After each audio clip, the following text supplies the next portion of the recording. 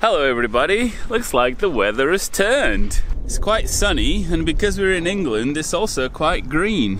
Today I'm going to try to give you some thoughts on the other brake, which sometimes is called counter steering or the outside brake. It can have like a different but similar role both in ground handling and when flying.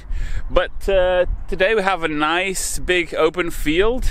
The wind is a bit strong. The wind's coming from that direction, so there's quite a lot of mechanical turbulence from the houses in the trees. So it is strong and a little bit gusty, but I'll try my best. I'm gonna kit up and see what the air is doing.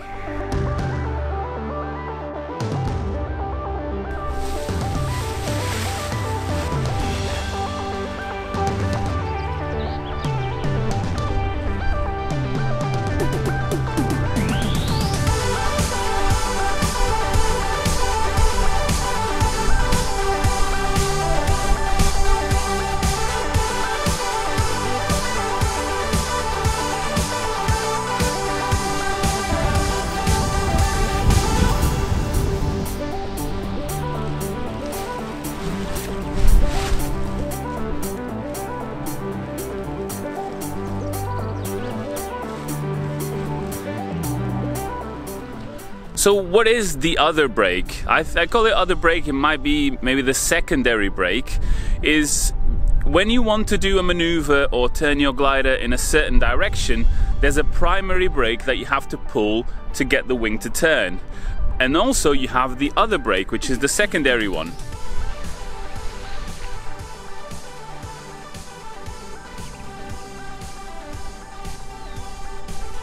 When you're flying in ridge soaring, for instance, you can turn the left brake to go to the left and put a little bit of brake on the right as well to slow down your airspeed a little bit, and hence you can turn tighter and closer to the ridge, for instance. Or for instance, when you're thermaling, if you just use the inside brake or the primary brake, you'll be going at quite a steep an angle. So if you use both the inside and the outside brake in different amounts, you can thermal tighter and flatter.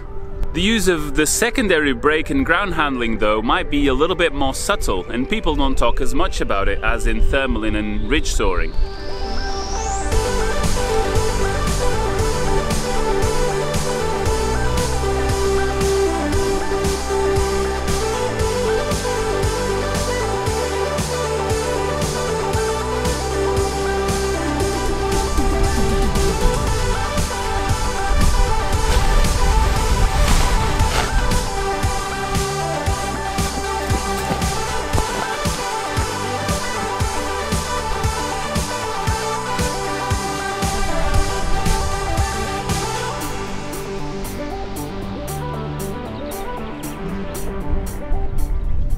So in ground handling, the use of the secondary brake might be really good to position your wing where you want in the wind window. This means if the wing is on your side, your primary brake will be responsible for putting the wing up and down, but your secondary brake in conjunction with your primary brake will be responsible for getting the wing to hang back, or to go forward when you release, or to catch it and avoid a frontal or a wingtip tuck by catching it in time.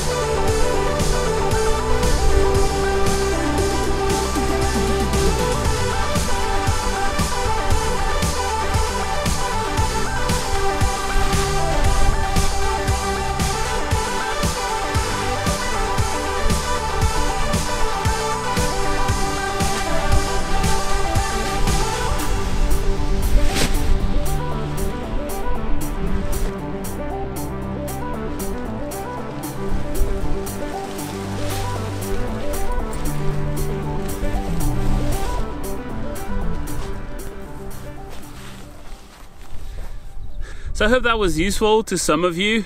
I'm no expert, but these are just things I've picked up from doing it a lot.